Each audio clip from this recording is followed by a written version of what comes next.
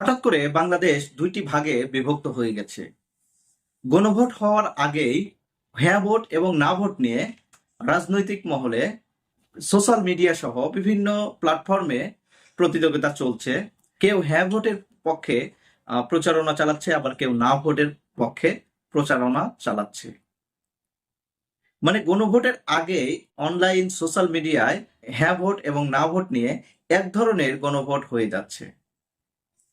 গত রাত থেকে শুরু করে বাংলাদেশের বিভিন্ন স্তরের রাজনৈতিক ব্যক্তিত্ব সহ বড় বড় রাজনীতিবিদ সহ অনেকেই হ্যাঁ এবং না নিয়ে তারা ফেসবুকে পোস্ট করছে, এবং এদের মধ্যে একটা অংশ যারা চাইছে যে আগামী জাতীয় নির্বাচনের আগেই গণভোট হোক, আবার একটা অংশ চাচ্ছে নভেম্বরের মধ্যে গণভোট হোক।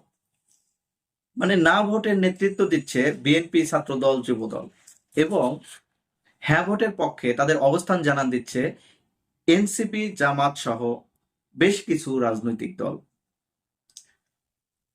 এবং আজকে বিএনপি মহাসচিব মির্জা ফখরুল ইসলাম আলমগীর পরিষ্কারভাবে বলে দিয়েছে যে বাংলাদেশে জাতীয় নির্বাচনের আগে গণভোটের কোনো দরকার নেই, এবং যদি জাতীয় নির্বাচনের আগে গণভোট হয় সেই ভোট তারা মেনে নেবে না।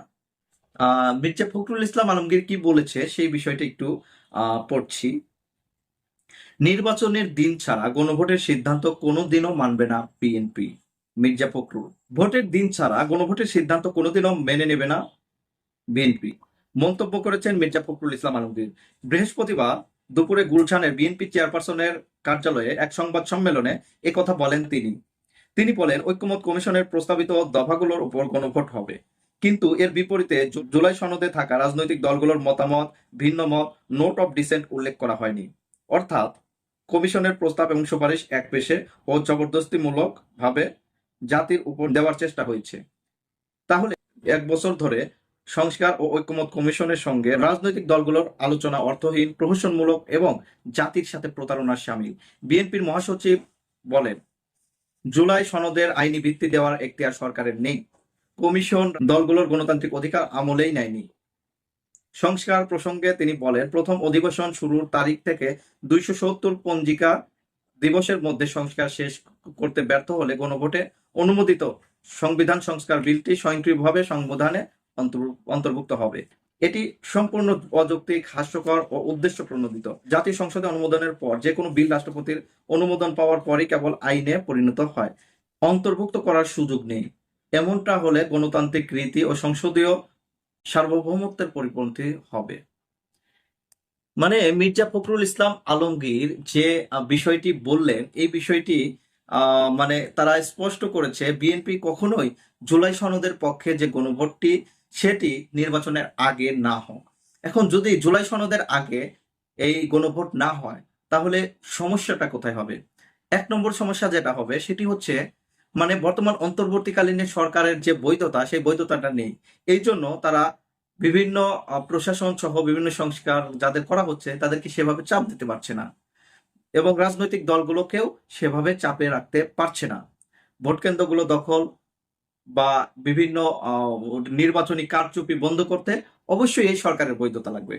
দুই নম্বর যে সমস্যাটি হবে সেটি হচ্ছে, যদি গণভোট আগে না হয়, যে দলটি ক্ষমতায় আসবে, ধরলাম বিএনপি যদি ক্ষমতায় আসে, ভবিষ্যৎ বাংলাদেশে তারা কি এই আইনি ভিত্তি দেওয়ার পক্ষে থাকবে? যেহেতু তারা শুরুতে বিরোধিতা করেছিল, এখন তারা চাপে পড়ে এটা মেনে নিয়েছে, ধরলাম মেনে নিয়েছে, তাহলে তারা কি এটা করবে?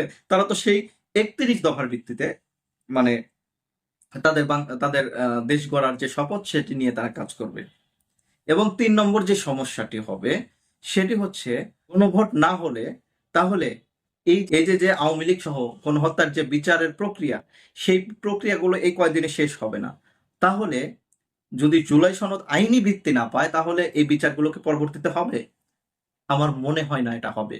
এই জন্য অবশ্যই আগে দরকার, এবং জাতীয় নির্বাচনের সাথে যদি গণভোট অনুষ্ঠিত হয় তাহলে যে কোনো একটা দল তারা সমস্ত কেন্দ্রগুলো দখল করে গণভোটটাও তাদের পক্ষে নেবে।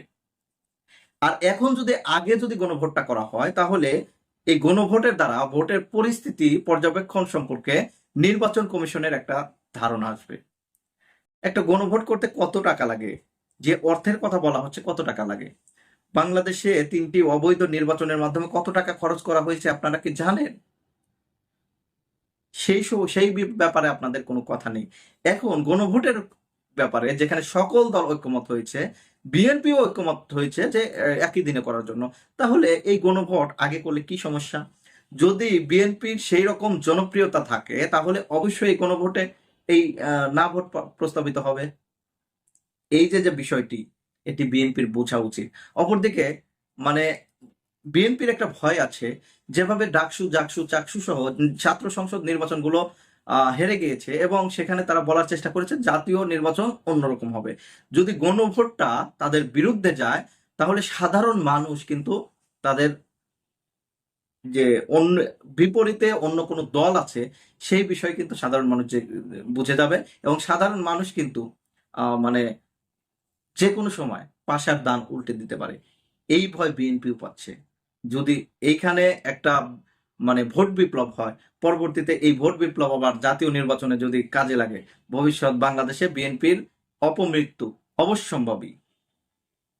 এই যে আবু সাইদ মুগ্ধ অসীম সহ 2000 মানুষের প্রাণের বিনিময়ে যে বাংলাদেশ গঠিত হয়েছে, সেই বাংলাদেশে অবশ্যই একটা গণভোট দরকার এবং জুলাইয়ের যে আকাঙ্ক্ষা, জুলাইয়ের যে স্পিরিট, জুলাইয়ের যে সনদ, সেই সনদে গণভোটের মাধ্যমে প্রস্তাবিত হলে সেই সনদের ভিত্তি হবে আরো জোরালো।